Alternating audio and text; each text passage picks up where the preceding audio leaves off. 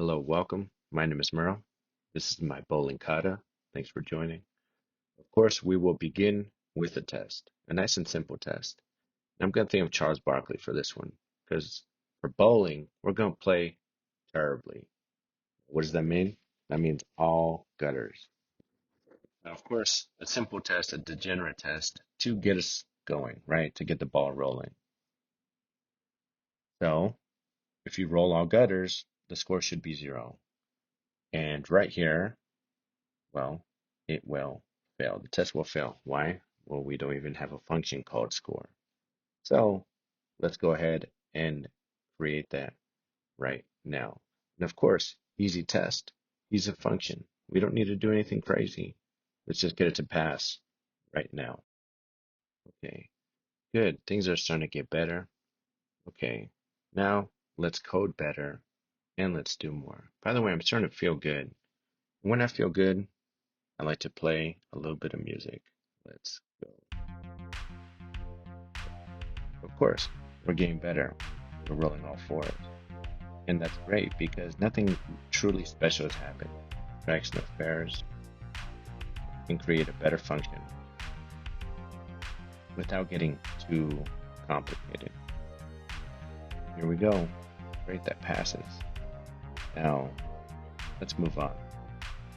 And pairs are tough to roll, for me at least, and to do this part right here. So let's just check this out. Let's create the test and let's see if it works. And we'll see what we can do from here.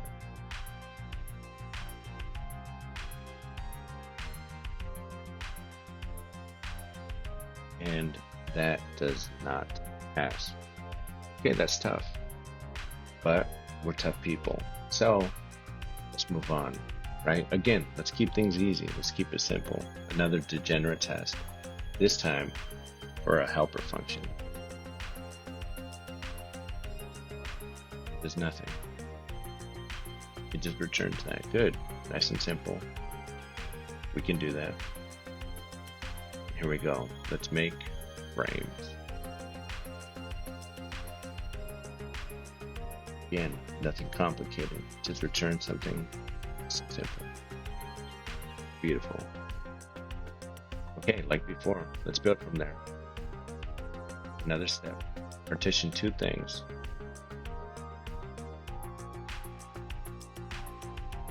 Okay. So, something familiar.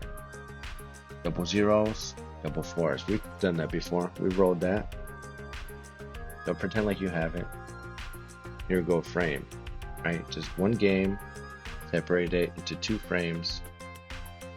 And of course, that will fail.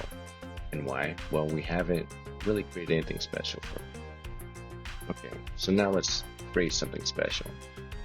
Okay, if for some reason frame itself is empty, let's just return that by itself. And if not, okay, let's separate it. Partition it. Okay, and that passed. Excellent. So now we gotta move on, right? Slow things down, get our thinking caps on. So we're coming back to the spare, our old friend. Spares are tough, not just because they're hard to get, because they're just tricky, right? It's not just the 10 that you roll in that frame, it's the immediate next roll that's part of that score, as you can kind of see here. So it wouldn't just be 10, it would be 12 because of that next roll. And of course, the frames that you actually roll, like the rolls that you actually do, don't represent that. So it's a little tricky. Let's clean things up. But I'm stuck. And sometimes when you're stuck and desperate, you turn to some cons. Depends where you're from, really. But be careful because cons take things. I know, I know. I like my puns a little bit.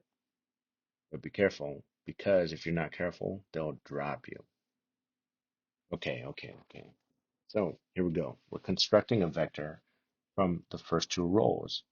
And then after that, we're putting the rest of them after the 2 rows into frames and allowing it to recurse. So that's pretty nice. I think we're onto something here. So right now we're creating the foundation. Of course, the take two rows, what is that? It's really just a frame. It's just a frame. So let's check if that works out. Still does. Excellent. And then the dropping the front two rows and then getting the rest of them, well, that's really just the remainder, right? That's the rest of them. Rest was already taken, so we're sticking with remainder. And let's see if that works. Okay, that looks much cleaner. Okay, so things are looking very nice. But we got to keep going. Let's just keep going because I think we can do something here, right? If we keep trying to do spares and or strikes within this frames function, it'll kind of balloon up, it'll get too big, and it'll get messy. So let's try this to be able to separate this out, and maybe we can create another helper function to make this cleaner and just easier to do in general.